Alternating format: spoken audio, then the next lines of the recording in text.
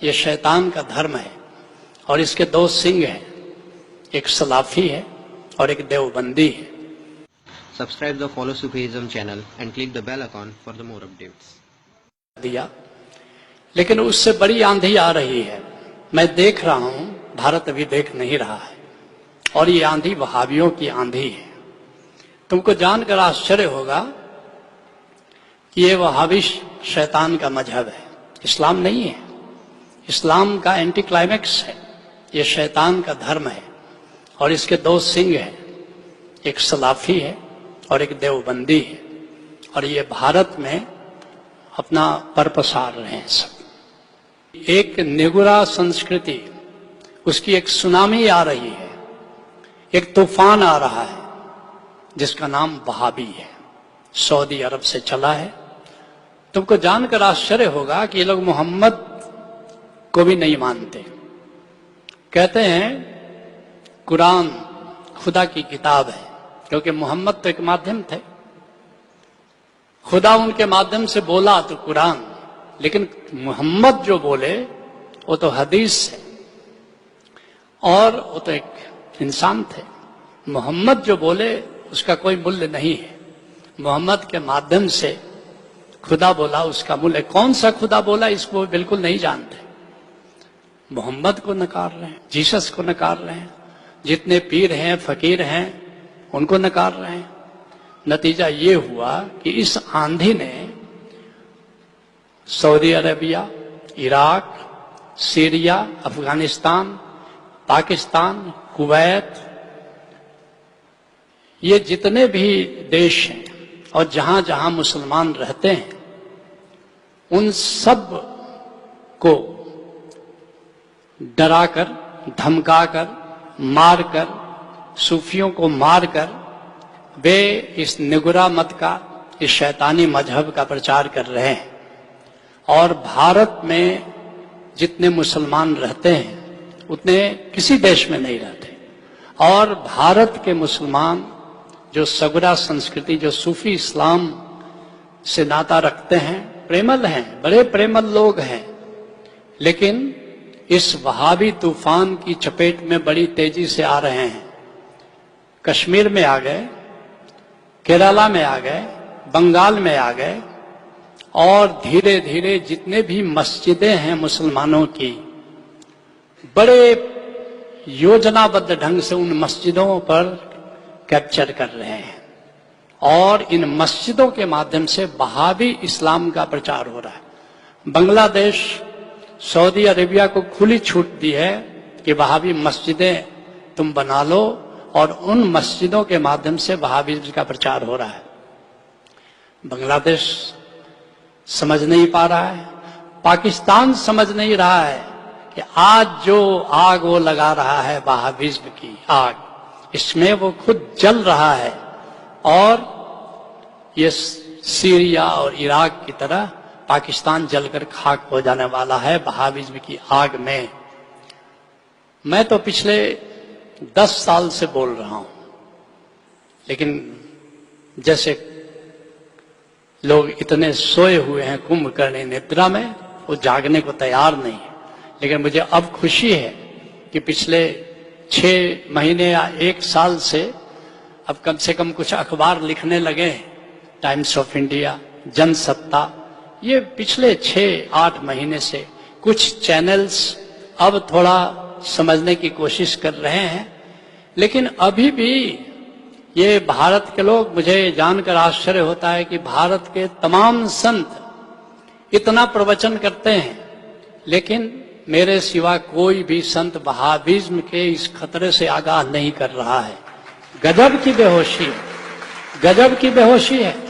और सियासत के नाम पर जो राजनीतिक दल हैं, ये सारे दल इन वहाबियों को खुश करने में लगे हैं। वो नहीं जानते कि अपने बच्चों के लिए कहिए वो कब्र खोद रहे हैं, उन्हें बिल्कुल पता नहीं है। और इस वहाबिज्म से अगर हमें लड़ना है तो शस्त्र से नहीं लड़ा जा सकता, ये विचार से लड़ा जा सकता है, ये सगुरा संस्कृति के माध्यम से लड़ा जा सकता है, ये गुरु केंद्रित धार्मिकता के माध्यम से लड़ा जा सकता है। अभी 1-2 साल पहले तक, 3 साल पहले तक ये सारे चैनल, ये सारे अखबार गुरुओं के खिलाफ थे, संतों के खिलाफ थे। ये जान नहीं रहे थे कि संतों की खिलाफत कर वो निमंत्रण दे रहे हैं वहाबिज्म को इस देश में। अगर वहाबिज्म से इस देश की रक्षा करनी है तो हमें सदगुरु के इंस्टीट्यूशन को गरिमा देनी है, हमें संतत्व को गरिमा देनी है। वहाबिज्म नफरत की संस्कृति है, वहां संगीत मना है, उत्सव मना है, प्रेम की बात मना है, इश्क मोहब्बत की बात करना अपराध है। और दूसरी तरफ जो ओशो ने एक वैज्ञानिक धार्मिकता दी है जिसमें मोहब्बत है, प्रेम है, उत्सव है, किसको चुनना है?